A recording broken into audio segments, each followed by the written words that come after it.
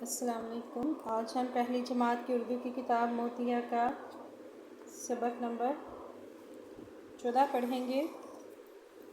سبق کا نام ہے بارش اور دھنک۔ اس کے کچھ نئے الفاظ ہیں، خاص الفاظ ہیں: اندھیرا، روشنی، دھن گرج، فوار، کمان، دھنک۔ اچانک اندھیرا ہو گیا، بہت کالے بادل آ گئے تھے، گرج چمک کے ساتھ تیز بارش ہونے لگی، درخت اور پودے بارش کے پانی سے صاف ستھرے ہو گئے۔ کچھ ہی دیر میں تیز بارش رک گئی، ہلکے بادلوں سے فوار پڑنے لگی، ایک طرف سورج بھی نکل آیا۔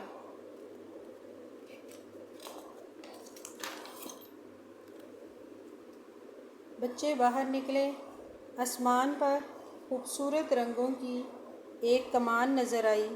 وہ دیکھو دھنک، وہ دیکھو دھنک، بچوں نے شور مچا دیا۔ ابو، یہ دھنک کیسے بنتی ہے؟ زارا نے پوچھا۔ بیٹے، یہ سب رنگ سورج کی سفید روشنی میں چھپے ہوتے ہیں، ہماری آنکھیں انہیں دیکھ نہیں پاتیں۔ جب یہ روشنی پانی کے قطروں میں سے گزرتی ہے تو اس کے رنگ الگ ہو کر ہمیں نظر آتے ہیں۔ اللہ تعالیٰ کی شان ہے کہ اس نے یہ دنیا رنگین بنائی اور ہماری آنکھوں کو اس قابل بنایا